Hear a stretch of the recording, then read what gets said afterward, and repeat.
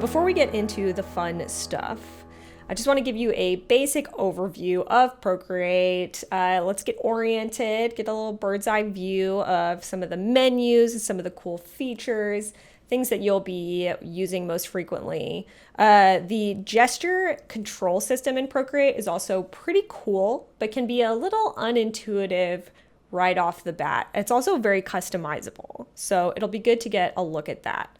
So let's get into it. I'm going to open up my Procreate app.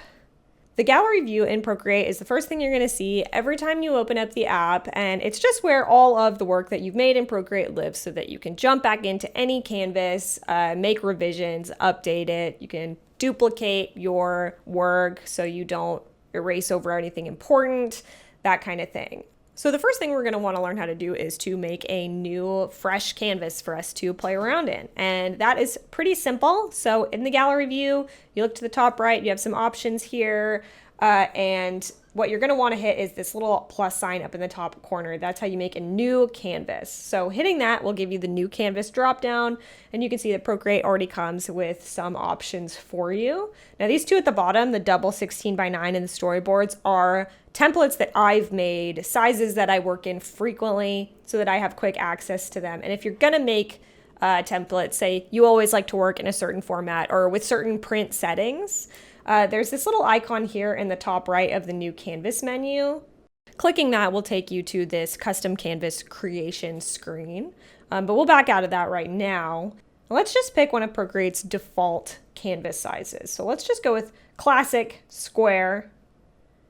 Perfect, so that'll make me a brand new square canvas. Now, quick overview on how to get around here. You can see gesture controls. That is the name of the game for Procreate. They're really cool once you've got a good handle on it. So some of them are pretty intuitive, like if I want to back out of this canvas, I can pinch zoom. Likewise, I want to zoom in. And if you want to, say you've zoomed quite far out to get this this overview of your image and you want to kind of snap back, you can quickly swipe zoom the screen. And I'll pinch out and show that again. That will resize the canvas to fit your screen. It'll kind of bring you right back front and center. So that can be really helpful. Let me just draw something on the canvas really quickly so we have something to look at while we're playing around in here. I'm just gonna, whoop. Now you probably see me draw quite a few of these little guys. Just been drawing a lot of these cute little mushroom boys lately. I don't know why. Guess you can't really say no to one of these little lads. Oh, there he is. Put some little spots up here. There, we got a little doodle in here for us to look at. So let's take a look at some of the menus. So right off the bat, you can see here, there are some menu options up here on the top left and some over here on the top right. And you can see, of course, I have this little paintbrush selected right now. It's highlighted in blue, so I know I can just draw on the canvas and it's using that setting. Over here on the right side are where your paint tools are. So we have paintbrush, we have a smudge tool, an eraser. This is the layers system, and then here is where all of our color palettes and color choices live. So on the left side, it's a little bit more technical. There's a little bit more of your preferences, and your gesture controls can be customized in here, your export options. There's also adjustments, so sort of filters that you can use on your artwork, and your selection tools. So I think the most important one for us to get a handle on is this menu here, the little wrench. That's your actions menu. And there's a lot going on in here. As you can see, you get a bunch of little sub menus when you click on that. So by default, it'll open up this canvas option, and that gives you some canvas controls, but it also has some of the coolest features in Procreate, if I am not biased, including the animation assist, which is what lets you use Procreate to create cell animation. Very cool. We will be getting into this later. And some other stuff. So crop and resize is pretty obvious, but something you're probably going to want to know. If you click crop and resize, you can now drag the corners of your canvas around and crop and resize. So one thing to note here is that if I want to make my canvas smaller, I realize, you know, hey, this is at a huge resolution and I just need to export a quick animation for Twitter or what have you. So I'm going to need to do that at a smaller size. If you do this, like, oh yeah, and then I'll just like move my artwork over and resize it. Well, if you hit done, it's going to crop your canvas, but it also crops your artwork. So if I come up here and I hit the selection, the transform tool that's going to select my whole layer, you can see I've like permanently lost the rest of this artwork, which is not what I wanted. So another quick gesture control that is important now is undo. And to undo anything that you've done in Procreate, you just tap on the screen with 2 fingers. And if you undo enough steps, that's going to take me back to right before I cropped my canvas. So that's good to know. Another thing, conversely, is like, let's say I'm adding some stuff to this art, maybe some cool squiggles, and then I look at that and I'm like, no, that's a step in the wrong direction. I'll undo, tap again to undo. And then here I am being very indecisive, and I'm thinking, actually I loved those and they really enhanced the image. I'll take 3 fingers, tap on the screen to redo an action. And just like undo, you know, there's a certain amount of steps you can take to redo actions or undo actions. So that is something helpful. I will get rid of those because they're just not working for me in this piece. And let's open up our actions menu again. So another thing about crop and resize that is important, resizing your canvas does affect how many layers you have access to. So you can see as I'm dragging this around that there is a flag, there's a little bar at the top of the screen telling me how many layers I have access to. And so what this basically means is, at its best, when I have the canvas be within a certain minimum size, 250 layers appears to be the max that I can get. And if I want to make a canvas huge, like a big piece of artwork, well, I can see now, okay, if I resize it to this size, I'll only have 61 layers available. And that means I can, you know, if I'm painting and adding detail and I'm trying to be non-destructive, so I'm adding layers. Once I try to add that 60-second layer, it's going to say, nope, can't do that. We don't have the memory for that. This can be very limiting in a number of ways. It's also important to note that if you are doing cell animation, every layer is a frame in the animation. And you can even use multiple layers as one frame, but those are going to all stack up and add to the count. It's just something to be aware of so that you can plan ahead for that. So going back to the actions menu, we'll come back to animation assist like I mentioned before, but it's very cool. Get excited. Another thing that I really love about Procreate that you will probably find so useful, I'm using it all the time every day in here, is the drawing guide. Now the drawing guide gives you access to 4 different types of grids that can be extremely helpful for you in planning out a scene, planning out your composition. So let's just toggle this. And you can see right away I get this square grid all over my canvas, but it is so much more than that. So if we click Edit Drawing Guide, this takes us into the Drawing Guides menu. And there's a couple cool things going on here right off the bat. At the top, there is this color spectrum. And here, let me change this so you can see it a little bit better. So I'll go down to, actually, these options at the bottom, opacity, thickness, grid size, and assisted drawing are the first things that you can kind of play around with when you get in here. So opacity helps you set the visibility of the grid. If you set that all the way down to the bottom, you can't see the grid anymore. And all the way to the top, that is a completely, all the transparency has been removed. And then there's also a thickness setting, which has somewhat of the same utility, but it just, if you are having trouble seeing your grid and you really want it to show up, you can toggle the thickness of the lines all the way down to being so slim that they basically vanish, to being a little bit chunkier. Another handy feature is the grid size, which is exactly as it says. If you really need to just kind of block out a big area with a simple shape, you can customize your grid for that. Or if you know you're going to be really drilling down in there and adding a lot of fine detail, you can make it quite small, and that gives you a lot more resolution to work with the grid.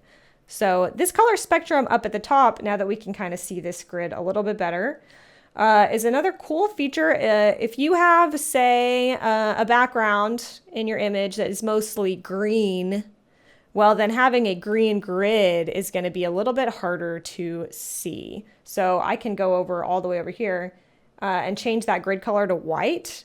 And that's just not functional for something like this piece. I want something that I can still make out so that I can use it as I'm working. So maybe we'll go with like a bright red, maybe feeling fun. And so this is a grid that you'll probably be using a lot just generally, but we have a lot of other cool grid options.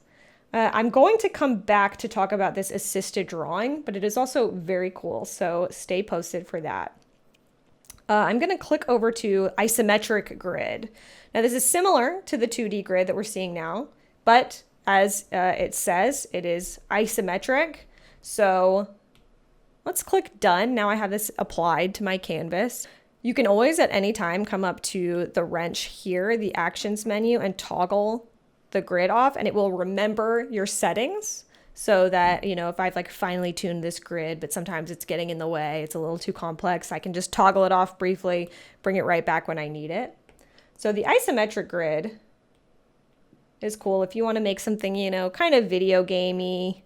Maybe I want to make one of those like cross sections of like a nice cozy bedroom scene like I've seen so many places. Just gives you a little isometric view, and it's pretty cool. So I will hop back into the edit drawing guide. The third grid that Procreate gives you access to is the perspective grid, which is really cool. Let's click over to that. And you can see there's no grid that just is automatically applied right now. We have to be very interactive and intentional with it. And it says at the top, tap to create a vanishing point. So I will tap and then make that a little bit more visible. You can see that it's done just that. There's now a horizon line that's added. There's a little circle here, which will be our control, and perspective lines that are radiating out in all directions. So I can grab the circle and I can drag it around to help me get a lot of different perspective options. Now, what is also cool about this is that I can add pretty much as many perspective nodes as I want. So I'll come over here to the side, click, and it adds another point, which is really cool. And now I can work with 2-point perspective. I believe I can even, if I have this one selected, change the color of the lines to make it as visible for me as I'd like, just to really help me differentiate which perspective lines that I'm looking at. Now the cool thing is, tap again, and now we're in 3-point perspective territory, and I can drag this around anywhere that I'd like. So you have the full power of a really easy to use and move around and play with a 3-point perspective grid in Procreate. Really cool for making some more complicated stuff. The last grid that I'm going to talk about is symmetry, which is probably my personal favorite, the type of stuff that I work in. And this is where I'm going to show you that assisted drawing feature. So I'm going to tab over to symmetry. Now let me close out of this really quickly. I'll create a new layer. I'm going to get back into the drawing guides. So what's really cool about the drawing guides in Procreate is that it mirrors the drawing that you're doing if you are using the drawing assist feature. And there are also some cool options if you click down here to further customize this mirroring function. So the default is this vertical split, which means that if I activate assisted drawing right now, and I click done to bring us back to our canvas, and I draw, whoo, you can see that it's automatically mirroring what I'm making, which is so cool. And I can do pretty much anything and have it be perfectly mirrored. Pretty awesome. Big fan of this. But not only can you do it this way, and I'm going to use another gesture control really quickly. If you want to clear a canvas, like, oh, this was fun, but I'm just, goofing around, just trying to get a feel for what I'm doing. I don't want to redo. That's the 3 fingers tap on the screen. I want to clear this whole canvas, but you take 3 fingers and you touch the canvas and then you swipe and it will clear the layer. So that layer, there's no more artwork on it. So now I can draw something else cool. So go to Edit Drawing Guide, Symmetry, Options. Now let's try, see, horizontal. I think we kind of get the idea what we're going to do. Quadrant. Now this is a fun one. Still have the assisted drawing turned on, so I'll hit done. And quadrant, just the same. Now we have it going in all 4 zones. And you can do some really cool stuff with this. I love to play around with this. It's one of the features that when I first got Procreate, I was just like having way too much fun with the symmetry guide. So highly recommend goofing off with this if you have not yet. Now going back into the drawing guides menu again, there is the radial guide, which adds even more. Pretty cool. Can really get weird with this.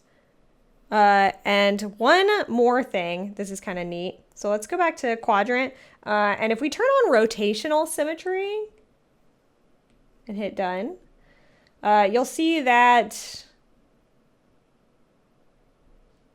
some kind of monster.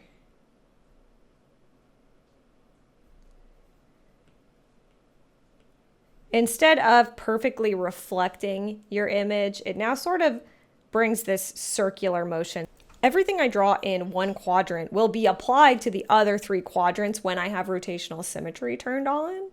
But it's also rotating it so that everything is sort of circular and flowing in one direction. Pretty cool. So the possibilities with the drawing guides are really endless, from just the basic utility of being able to plan out your composition with the 2D grid, all the way to making complex perspective scenes with the perspective grid, and then doing some really fun stuff with the symmetry tools. So another awesome feature that Procreate has in its Actions Canvas menu is the reference tool. And you'll find that here, reference, toggle this on, and you'll get this little pop-up window. I can move that anywhere around that I want to, and it defaults to canvas view. So you can see that here. And what this means is that this reference window will always be showing you the entire canvas zoomed out, just at its like normal size, so that you always have a reference for the composition that you're working on. So for example, if I wanted to take this little mushroom guy and I wanted to zoom in and add some ground, and I want to put like a little bit of grass in here. Cool, okay. And maybe over here he needs a little mushroom guy, little friend maybe, or like a nephew possibly. So I can see the entire time. Yeah, I'm drilled down like here on this part of the canvas, but with my reference screen, I can see the whole thing, and I can see how what I'm working on is reflected in the entire work. So I can see, looking at this now, like, oh, it looks weird that there's no grass on this side. So I'll add some little shrubs over here too to kind of balance it out. Or, maybe I want to add a sun now that I'm looking at this. Something wrong with the sun today. Something to note is that the reference menu kind of is cut off here at the top and bottom. But if you just tap on it with one finger, the menu elements will go away so you can get the full view. So another cool thing about the reference menu is that you can use it for reference images or photos that you are using as you draw. So if you click on image in the reference panel, it gives you this option to import image. And if you click that, it'll pull up your camera roll, and you can use anything that's saved in your camera roll as a reference image. So let's say that I'm studying how to draw dogs, and I had saved this dog photo, reference photo off the internet. So if I click this, Procreate will add it into this panel. So you can see I can resize this as well. And it does cut off again. Something to watch out for is that if this appears cut off, that's not working. If you tap on this, it will take the menu panels away.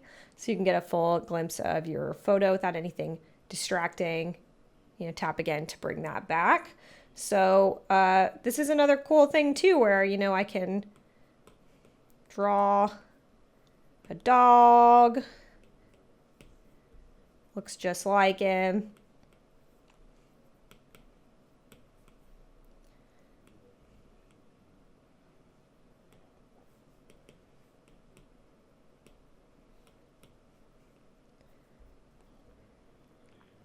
And I can get deep in there if I want to. And all the while still be able to see this image free and clear. You can also zoom in to different parts of your photo. And again, it's still gonna live here on top of your canvas. You can't draw over it. You can't make it go away accidentally. And this can just come in so handy instead of saving a bunch of reference images and importing them and putting them on their own layer and moving them around and making sure that you can see them wherever you are. The one downside is you can only have one reference photo up at a time. So if you want to add another one, it will replace your older image. Still something that's really cool to keep in handy. Now the third one is face. And I don't know if this one is helpful at all. But in case you want to know what it's like to apply your canvas image to your human face, there is an option for that. So let's turn that off. And by default, that actually turns the background off. So boop. So let's take a look at some of the other cool stuff that is in the actions menu. Click back up on that wrench again. And instead of canvas, let's hit add. There are a couple cool things in the add menu. You can insert a photo. So if you do want to work with a photograph for whatever reason, you can do that here. Inserting a photo brings up your camera roll, and instead of adding it as a reference image, it's now actually on its own layer. So you can do that, or you can take a photo, which is just, it'll access the camera with your iPad if there's something around you that you want to do that with. You can also add text in Procreate. Procreate has a pretty nice feature to play around with actual typographic text, and that is found in the add menu, add text, and it will drop in a text layer. So right off the bat, I can write whatever I'd like in there. A little exclamation point. And if we open up our layers here on the top right, you can see this is a text layer. Text layers will always have this A here in the thumbnail image to the left. And if I want to edit this text at any time, just tap on the layer and it'll bring up all of these options, and edit text is the one that you want. So one thing to note is that if you want to edit pre-existing text, so I just hit edit text and now I can start typing, but it's adding on to what I had there. If I want to change this howdy to something else, I need to double tap on it. That'll highlight the whole thing. And then I can type whatever I want. And I can use this menu that just came up here at the top to play around with it, or I can hit this AA to get just a little bit bigger of a view, a little more options here. I personally prefer to edit my text in this view versus using that little pop-up window. So I could change my fonts, maybe a little Futura, bold, whatever you have on the system. You can also import fonts. So if there's a brand font that you need to use, or a particular font that you are fond of that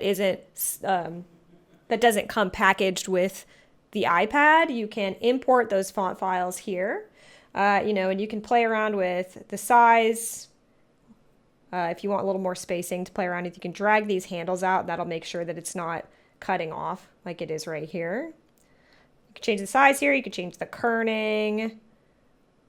There's a lot of different stuff you can play with, which is pretty nice. And you can change the alignment, underlining, outlining, a whole bunch of stuff for you to play with here. And I'll just like bump up the kerning a little bit, hit done. Now we have some text to play with. So one of the most important features that we're going to talk about now is how to get your files off of your iPad and into the world. Whether that is that you want to be able to post your images directly from your iPad to social media or to your website, or if you want to export it as an editable file, like a Photoshop file for continued experimentation. You can find all of that here. Just open up the Actions menu again, and this time we're going to look at Share. So this is something that you'll go to quite frequently. You can save out your file as a Procreate file, which is what it naturally is in its current state. You have a couple options. PSD, that's something I export with a lot because I want to be able to work with layers as I, take them into Photoshop and then finally into After Effects most of the time to animate with them. So I need to save all that layer data. PSD is great for that workflow. You can also export as a PDF, a JPEG, PNG, or TIFF option. So plenty, whether you're working digitally or whether you plan to send this file off for print. A lot of options here. There's also a few cool ways to share the layers of your file. And if you're going to use these options depends on your intended goal. So these share layers options down here give you a little bit more flexibility or complexity in your export options. So if I have made several slides, for example, I don't know that I would recommend using Procreate to make slides, but maybe I've made 3 separate images, 3 separate layers, with different information on each of those. And I'd like to have those as a PDF that somebody can, flip through. Each layer will be 1 page in the PDF. You'll use the PDF export option here in Share Layers to do that. You can also export your animations using Share Layers. That will not split up the file into each layer will be a separate file like some of these other options will. But for example, if I want to export a short cycling animation as an animated GIF, I have that option here, and that will take me to some export and customization options for getting that GIF saved out, and it animates and it loops and whatever you want for that, and exporting it. So something that is pretty cool is that Procreate by default is always recording time-lapse video of whatever you're working on. So if you've ever seen one of your favorite artists on Instagram posting time-lapse videos from Procreate, well, that is so easy to do. It's pretty much happening for you. Now you can disable that automatic recording if you'd like. But just to take a look at it, it is up in the Actions menu in Video. You will see some time-lapse options. So by default, it is time-lapse recording is on. You can toggle that off and then back on again if there are parts of the process that you wish to omit from the final video. It also gives you the option then to purge everything that it has recorded up to this point. So if you've drawn a whole drawing in your canvas, didn't like it, want to scrap it, you can delete that and you can purge the recorded video so that if you do want to record a time lapse of your second drawing, you can start fresh. So I drew this little buddy. Probably see a lot of rats in here too. People know that I am a rat enthusiast. So here's just a cute little guy I threw down pretty quickly. And you can see now that Procreate has recorded all of the data of that drawing. And if I just hit time-lapse replay, it'll show me everything that I've recorded. Pretty cool. So if you hit export time-lapse video, it will give you an option to export the video at its full length or to crop it down to 30 seconds. Did not take me very long to make this drawing, so I don't have the option for 30 seconds because the full video will be less than that anyway. But if you're working on a painting for, days in Procreate, you can export a nice sort of bite-sized 30-second condensed version of everything that you did, which is pretty cool. Got a couple more to look through. Maybe my personal favorite, bizarrely, is the preferences in the actions preferences submenu. And this is just where you can kind of start getting into that customization I mentioned earlier and really make Procreate work the best for you and how you use it. Some of the simple ones off the bat are you can toggle between a light and dark interface. So with light interface makes everything light. I prefer to work with a dark interface, so I keep that turned off. Another cool feature is that this bar on the left-hand side controls opacity and size of your brush, but you can toggle whether or not that is stuck to the left-hand side or on the right-hand side if this is easier for you to reach. So being right-handed, I'll probably use my thumb to toggle these dials sometimes on occasion. But for those left-handed out there, we have this. You can also set a brush cursor, which is a bit hard to see. I haven't personally found a lot of use for it, but if you have the brush cursor turned on, you can see really vaguely that there is now this subtle outline. Let's crank this brush up even bigger. So yeah, there you go. You can see this dark outline of your brush. Personally, I kind of find this gets in the way more than it helps, but if you want to be able to see the shape of your brush for whatever reason as you're applying it, that is the setting for you. So I'll turn that off. And projecting canvas is something that you'll want to turn on if you have your iPad hooked up to, display to a second monitor, something along those lines. There is a setting for that here. You can connect to third-party styluses if you have one. Honestly, can't really imagine working without the Apple Pencil at this point. Really impressed with it. But if you have one, there is the option. Editing the pressure curve is interesting. So this lets you edit how the pressure works on as you're pressing the stylus down to draw a stroke. And by default, we have this. Pretty even, thin to thick, back to thin again. But you could do some interesting stuff with this just by dragging around. So you click anywhere on the curve to add a point. You can add multiple points and edit it. Ooh, you can get really weird with it and see how that... Now, I have to really push down to get anything to show up. Just drawing normally doesn't make a mark anymore. So luckily you can always reset it back to baseline if you've done something really funky with it.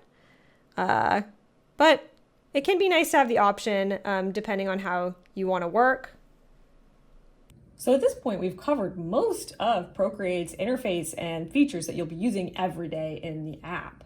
For the next chapter, I want us to take a little bit more time to go over the flexibility and customizability of Procreate's gesture controls.